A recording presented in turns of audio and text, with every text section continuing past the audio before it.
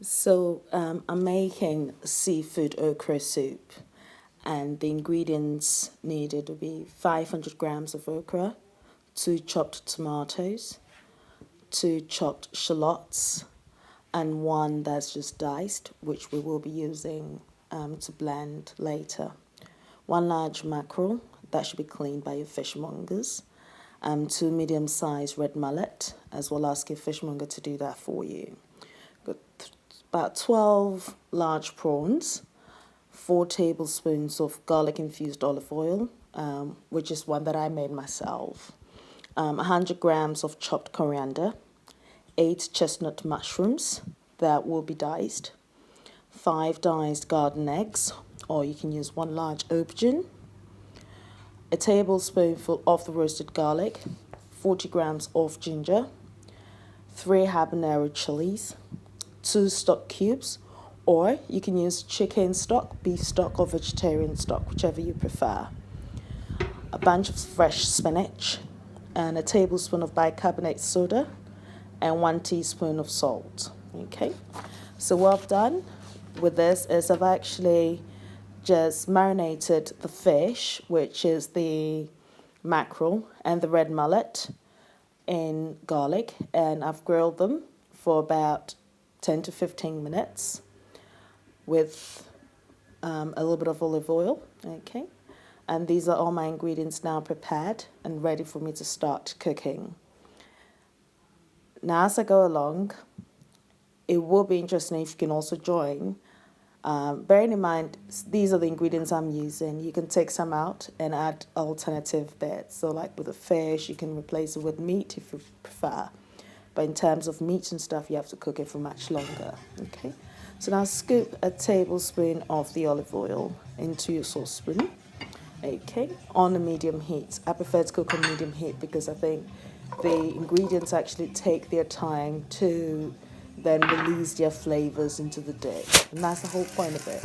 You're trying to actually get the flavor out of the ingredients. And if you actually burn them, then you're not going to get that.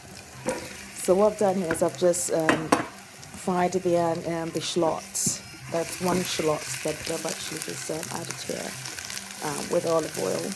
And I fried it for a little bit, which will say about a minute. Then I've added the diced aubergines or garden eggs.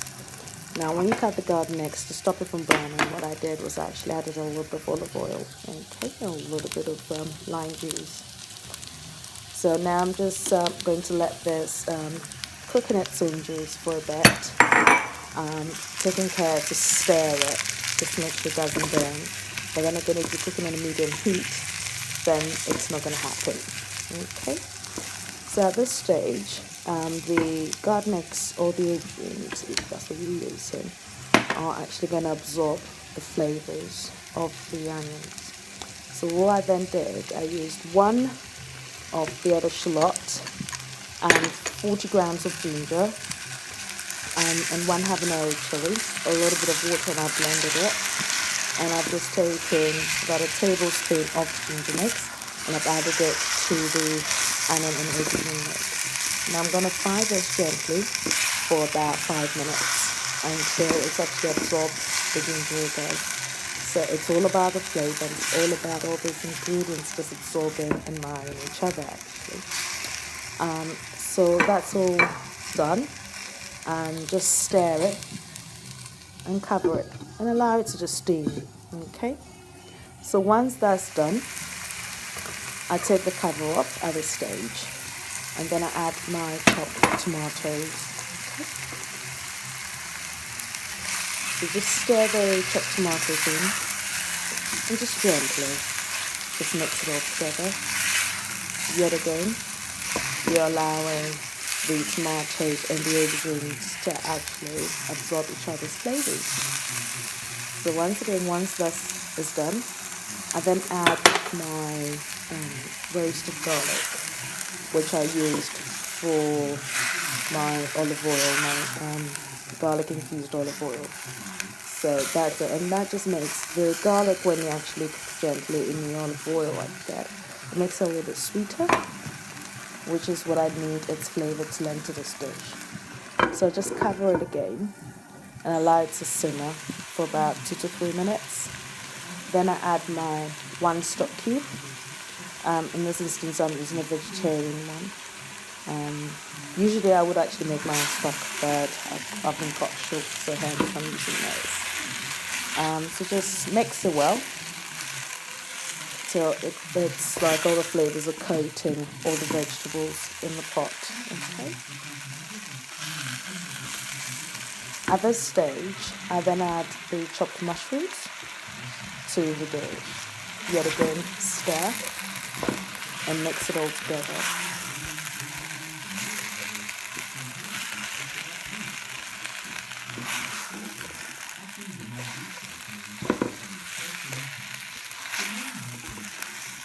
So you can see this is well mixed now.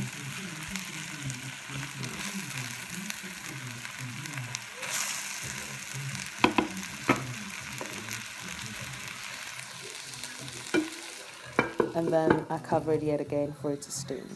Now in a separate pot, because what I need to do is to cook the okra as well, just so I don't want anything to be overcooked. So I just use 1 tablespoon of the olive oil and the second shallots that I add to it. Then the 2 habanero chilies, I add them and just stir it and get it to fry together. Yet again, I'm trying to infuse flavors here. Okay. So I fried this for about 2 minutes, and you can see it's smoking. I prefer using a clay pot because it adds the smokiness to my dish. So then I just squeeze another tablespoon of my ginger mix and add to the onion, and I stir. Whilst I'm keeping an eye on my mushroom mix with the aubergine, making sure it's not burning. That's very important. So I come back to my smoky pot now, and then I add my chopped okra. Okay. Now, I stir it just so it can take on yet again the ginger and the shallots with the chili and the olive oil, all the flavors. So I do this, then I add my second stock. Okay. As I said, it's all about the flavor. So I mix it. Make sure you mix it well, because I want every part of that okra to actually have or get that flavor. Then when I did blend the ginger and the garlic and onion together, I just actually rinse the blender, and it's the water from there that I've added to it, which is about 500 milliliters. And I've added in here, and this is soften the okra. So I stir this, and just when it's steamed and you can actually see that the okra is binding, I then add my 1 tablespoon of bicarbonate soda and half a teaspoon of salt. Okay. At this stage, you'd notice that I vigorously stir. And this is to release the gooness, the sliminess of the okra. Okay, so I keep stirring quickly. And once I actually have that slime, what I then do is add another 500 ml of water to it, just to give that double cream consistency. So my okra actually at this stage looks good. It looks okay, still green, it still maintains its crunchiness. Now I'm just going to check my vegetable medley, which I've actually added my prawns. I've allowed the prawns to steam for about 2 minutes. Okay, now I do not want to overcook the prawns, okay? It's quite important that you have it quite succulent. So yeah, I'm just stirring it and combining all the flavors again together. And at this stage, I'm going to add my okra to the pot, okay? And this is where the infusion is going to take place. Okay, so I just pour my okra in now, okay? And then I'm going to stir and mix everything together. Now, bearing in mind, I mixed all my okra. It only took about 5 minutes in doing so. But remember, you still need the crunchiness. You need it to be green, okay? So I'm just going to mix everything together. And once it's all mixed, what you notice is I've not actually added the fish, but I am going to add that now. Now, the reason I've left it till last is just because I don't want the fish to break in. I want it to be chunks of fish in there. So everybody has a fair share. You have something to chew on as well. So I'm going to add the fish, and I will be very careful in stirring it. I will just, just try and insert it and just follow the way I'm doing it. Just stirring it a little bit and just incorporating the flavors of the fish into the pot as well and into the dish. So everything is just infusing. Okay. So once this is done, I just leave it to simmer for about 3-4 minutes because it's almost done. And using a clay pot as well, because it maintains its heat. If I turn it off, it will still be cooking anyway, so I don't need to overcook it. So then I actually add a bunch of spinach, and I got this from my local grocers. But you can actually get any spinach from your local supermarket. Make sure it's washed, obviously, and then just add to it. Now at this stage, I've actually turned the heat off my soup, okay, and I'm just gonna cover the pot so that the spinach steams in it. Okay, so once that's done, I then just you can just see, as I said, the fire's off, but because I'm using the clay pot, it's still cooking through. But this is just perfect. The spinach is al dente and it's perfect. Now what I've just done is I've just sprinkled everything, the soup, with my coriander. And I'm just going to leave it to rest for about 5-6 minutes before I serve. Now, mostly we have okra soup with akbula, which is actually made of corn, milled corn.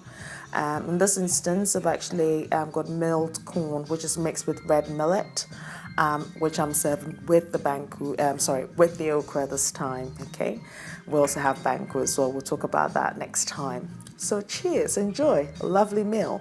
Now, bear in mind, you can easily turn this into a vegetarian dish as well. Thank you.